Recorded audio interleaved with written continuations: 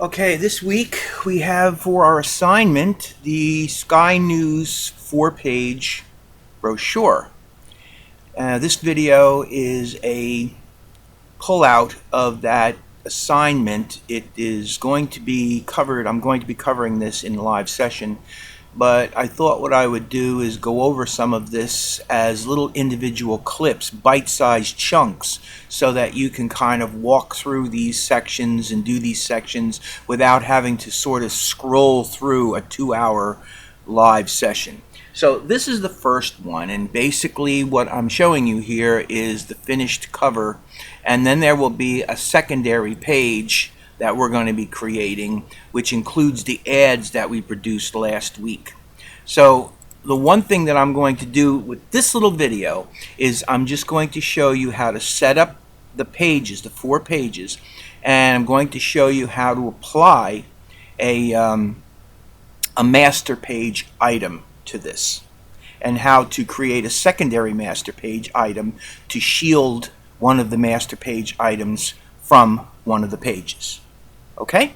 So to do this, I'm going to go to the File menu and I'm going to choose New Document. I'm going to create a new document.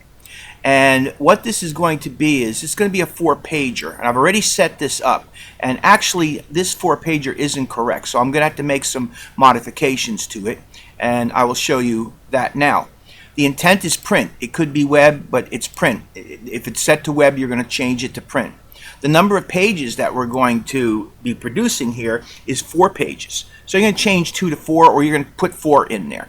Now, this will have matching facing pages. If you look over here, there's your page 1. Those pages face one another as a spread, and there's your back page. So these will have facing pages. So the number of pages will be 4, and your facing pages will be checked. The size of this will be letter. The width will be 8.5, and the height will be 11, which means the orientation is portrait. So all of this is what it should look like. You're going to have 3 columns in here. And what I did for the gutter is I set a point size for the gutter, or I'm sorry, an inch of 145, which is just under a quarter of an inch. 0.1, no, I'm sorry, just under a half of an inch. Okay, and the margins, I'm sorry, yeah, the margins. I'm going to set the margins to be, I think I have it set to 5, but I think 5 is too big, so let me try making it 4.5. I can always adjust this. These are going to be linked, so all of them will become 0.45, giving me 0.45 of an inch. And actually, if I'm not mistaken, I don't want it to be 4.5. I want it to be 1.45. Yeah, 1.45 of an inch. There we go. And then, of course, it's going to be all the way around. I am going to apply bleed settings to this. My bleed setting is 0.125, which is 1/8 of an inch, and I will apply them to all 4 sides. I'm also putting a slug area of 0.75. A slug area is optional. You don't have to put it, but a slug area essentially gives you some area outside the trim area, which will be for printing material that's going to be applied to the printer. Now, the printer will ultimately decide whether he wants this material or not. He could tell you not to put bleed and slug, or actually he would probably tell you to put bleed, but he may not have you put crops and all that stuff, but that's another issue. So this is what you want. Custom print 4 is the number of pages, letter size 8.5 by 11, orientation being portrait, number of columns 3. I'm using a gutter of 0.145 inch.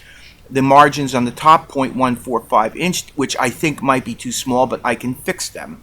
And then I want the bleeds of 125, and I'm putting a slug of 0.75. I hit OK, and there's my 4 pages, and I'm going to go through them. You'll see that the 4 pages basically are there. Go back to 1, and as I said to you before, I actually do think that my margin area is too small. So how I'm going to deal with this is, and I wanted to do this so that I could show you, it's very easy to fix. Just go up to the layout and come to where it says margins and columns. And right here I'm going to make sure that this is checked. I want to make sure that when I apply this to 1, I apply this all the way around. And I'm going to remove the 1 and make it 0.45. The columns and this gutter is going to stay the same. If you want, you can preview this, and that's what it should look like. If I take it off, that's what it's currently looking like. So I'm fixing this to look like that, and I hit OK. And there you have it. So that's how you're going to set up this document. I'm almost done with this video. I'm going to do one more small thing, and then I'm going to end this video. So that is, I'm going to apply a master element to the page. A master element is an element that will appear on every single page. Now, you don't put anything on that is not going to apply on every single page, and you have to figure out ways of eliminating things that you don't want applying to pages. So here's what I'm going to do for my master page. This is a kind of a hard one to put a master page element on because there's very little that really goes on all four of the pages. But I'm going to invent something. Really simple. Come over here. I'm going to get the line tool, and I'm going to make sure that there is no color for the fill on the line tool because we certainly don't need that. And I'm just going to use a black color for the stroke. And it's a solid line. I could set different lines, but a solid line will do. And I think what I'm going to do is I'm going to make it like a 2 point. Make it a 3 point. No, 2 point's good. 2 point. I'm going to come over here. I'm going to click, hold my shift key down, and I'm going to drag this thing all the way across like that. Okay? And I've created this line. Now the problem is I'm on page 1. So that's no good. I need to be on the master page. So what I'm going to do is I'm going to click on this element and I'm going to cut it. Edit, cut. Then I'm going to double click on the master page, bring the master page up. You open this up a little bit. Open up the master page. Let me center it a little bit. And I'm going to go edit, paste in place. And there it's pasted in place. So I have it on one of my masters, and if you want to see how this works, I'm going to come over here and click on A, and there you can see it's on A, or I'm sorry, on 1. I'm going to come over here and click on 2, and you'll see that it is not on 2, but it in fact is on 3, and it's not on 4. Why is that? Because I've only put it on one side of the master. So I'm going to select this guy, or actually I don't even have to select it because I got it cut.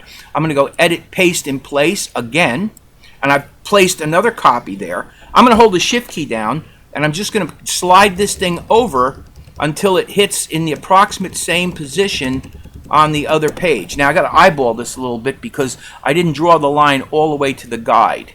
All right, and for some strange reason I'm picking up my master page is showing me I'm going to have to go to the layout menu, margins and columns, and I'm going to have to fix this up in here because it did not pick up in here my settings. I'll hit OK, and now I have, well, that one even's got to be done now. Look at that.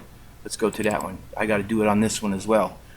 Layout, margins and columns, and I'm just going to change it to 0.45 and hit OK. And there we go. Now I'm in business. And you can see when I do that, that this thing hits perfectly in there. But this one's a little off. So now it's good. I can just move it back into position.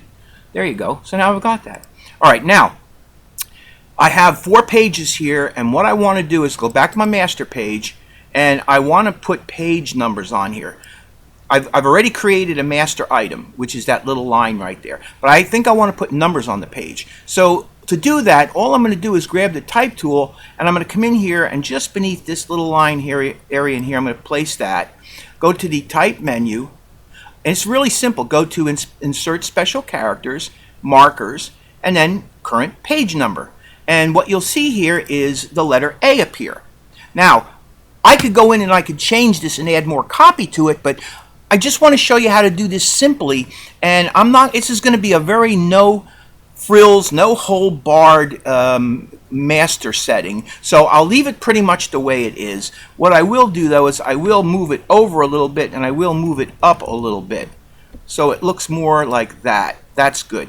I'm going to click on it. I'm going to go edit copy, edit paste in place, and then what I'm going to do is I'm going to drag it over. I'm holding the shift key down and I'm moving it over until I get into the same position on the other page. It's coming. There it is. I think I'm there, or I'm close. I'm a little off. Let me just move it one more time. That might do it. And one more time again. I'm still not quite there. There we go. All right, so there we have it. Now if I come back and look at my pages, let's go to page 1. And there's page 1. Now there's nothing on page 1, but you see that the number's reading page 1. Let's go to page 2. It's reading page 2. If I slide over to page 3, it's reading page 3. Page 4, it's page 4. Now I could leave it just the way it is right now, but in fact what I would like to do is I would like to create another master page, and I would like to remove the page number from the first page. So there's a very easy way to do that. That is to come up here, click in the master area, and new master, and we're going to call this master B, and it's going to be the same settings. I'll hit OK. So there's master B. There's nothing on it. So what I want to do is I want to go to the first master page, and on this side, this is going to be applied to my first page. So I want this side. I'm going to click on this. I'm going to copy it. I got to go to that master. There we go. And I'm going to go edit copy, and then move to that master, and then go edit paste in place. And now I have a rule paste in place there. Oh, and by the way, this thing is still reading my settings, but I'm not worried about that right now. I just want to show you how to get this done. So here's my B master. What I'm going to do is, if you notice up here, it says A master, A master, A master, A master.